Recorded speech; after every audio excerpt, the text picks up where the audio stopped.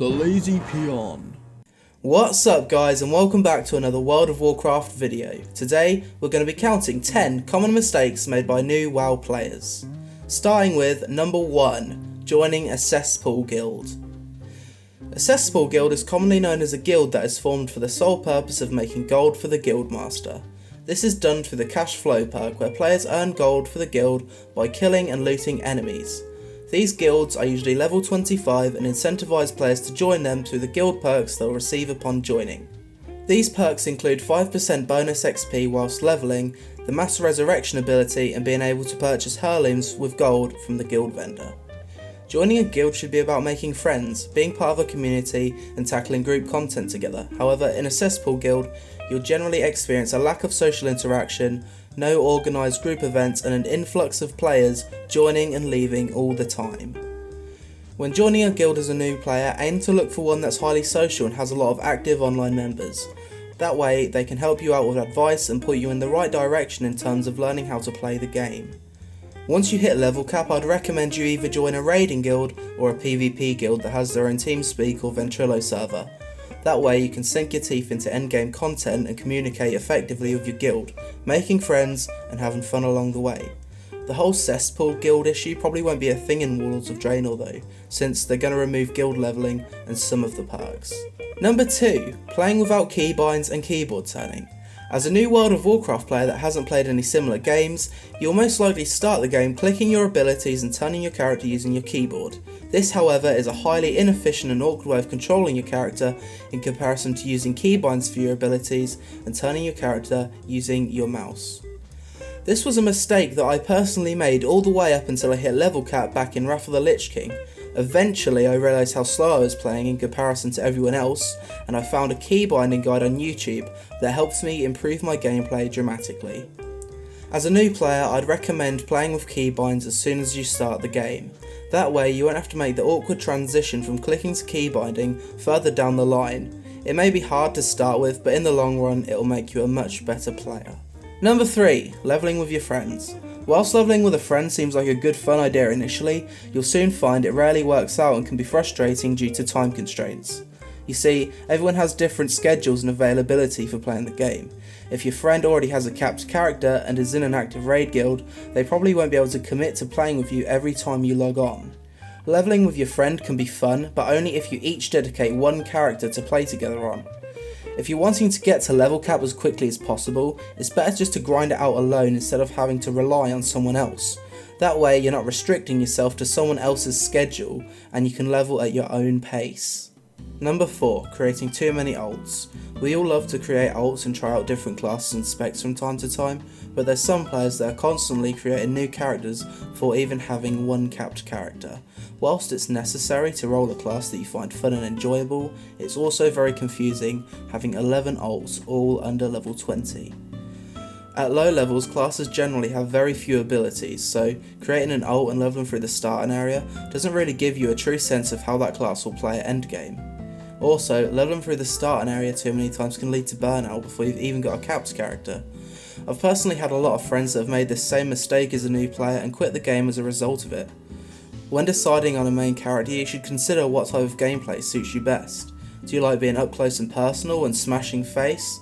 Or do you like attacking enemies from distance, or even being a support player and healing the group? These are things you should consider before rolling a new class. You should also watch YouTube videos on different classes to help you make that decision. Another reason a player might create an ult is because a certain class has become overpowered during the current patch, and they want to be top of the damage meters and destroy everyone in PvP. Re-rolling to an overpowered class is another common mistake because odds are, by the time you cap that character or the next patch is released, that class you decided to roll for the sole reason of it being overpowered has now been nerfed heavily, and it is now on par or weaker than everyone else. As a result of this, you'll probably end up going back to your previous main character and think to yourself, why did I waste all that time re-rolling a class because it was overpowered? Number 5, quitting the game before hitting level cap. A lot of people try World of Warcraft, but only some stick around long enough to experience the endgame content. Some people aren't even aware that there is any endgame content. From a new player's perspective, they're stuck in a massive world, grinding through 90 or 100 levels for seemingly no reason. Eventually, the monotonous grind through old, outdated content will lead to burnout, and unless the player has friends that play the game, or is aware of the fun that can be had at max level, they'll most likely think to themselves, nope, I've still got 45 levels to go and I'm already bored out my mind. I've had a lot of friends try to get into WoW and most of them quit for this reason. They don't see the point of carrying on doing something they find boring when there's no reward or fun to be had at the end of it. Maybe Blizzard could do more to entice new players to stick around until hitting max level and experiencing end game content. Number 6. Account sharing. Account sharing is actually more common than you'd think and often occurs because WoW costs a monthly subscription. Account sharing is more common in younger players because they don't have any money of their own and their parents dictate what they can and can't spend their money on. So what do? They beg their older brother, their dad, or even their friends to let them create a character on their account and level it whenever their account holder isn't playing. So why is this a problem or a common mistake? Well, for one, account sharing is against the game's terms of use, unless it's a parent sharing the account with their child. Account sharing with anyone else such as friends or other random people can result in the account being banned, suspended, or having its security compromised. If this happens, you've lost the character you spent ages leveling and you'd have to start all over again. This is why it's best to have your own account and not share it with anyone, because that way you don't risk losing all your hard work and dealing with not playing whenever the account owner wants to play. Number 7. Vendoring profession ingredients. As a new player leveling up, you're going to collect a lot of seemingly useless junk on your adventures. With the initial small amount of backspace, and due to your lack of knowledge on how to make it bigger, you'll probably end up vendoring everything that isn't a weapon, armour, food or drink. Well, this is a mistake that most new players make, myself included, because that junk you decided to vendor is actually selling for 100 times the amount of gold you got for vendoring it on the auction house. Why? Because it's an ingredient used for leveling a crafting profession. Unfortunately, there's no current system in game that shows the auction house value for these profession ingredients unless you download an add-on. So noobs everywhere will continue to unknowingly flush precious gold down the toilet until they find out about the auction house and learn the general prices for things. Number 8. Asking other players for gold. Begging for gold is not only looked down upon in World of Warcraft, but it's downright annoying. As a new player, you should never beg for gold, as it gives you a bad name and most of the time players won't give you anything. If you see another player begging or asking for gold, simply make them aware of other means of making gold such as professions, playing the auction house or even questing. Number 9. Being abusive to other players. Unlike real life, World of Warcraft gives players a certain level of anonymity, allowing them to effectively become the characters they play.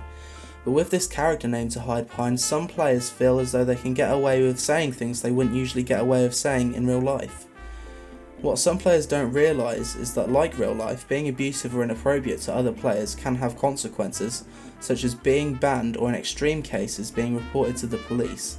Except if this happens, you can't deny anything because Blizzard have access to the chat logs.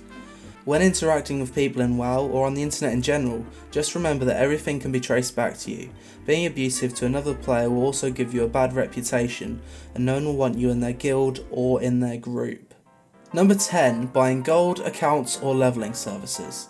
Sometimes WoW can be a huge grind, and some players just want to skip that grind and get straight to the good stuff. As a result of this, they may consider buying gold, accounts or even leveling services. So why is this a bad thing? This is a bad thing because WoW works on the principle that if you work hard enough you can get anything you want in game, and achieving the things you want gives the player a sense of accomplishment and pride in what they've done. If you can just pay your way to the top, you don't feel that same sense of accomplishment and pride in what you've got, not to mention that paying for these services are against the game's terms of use.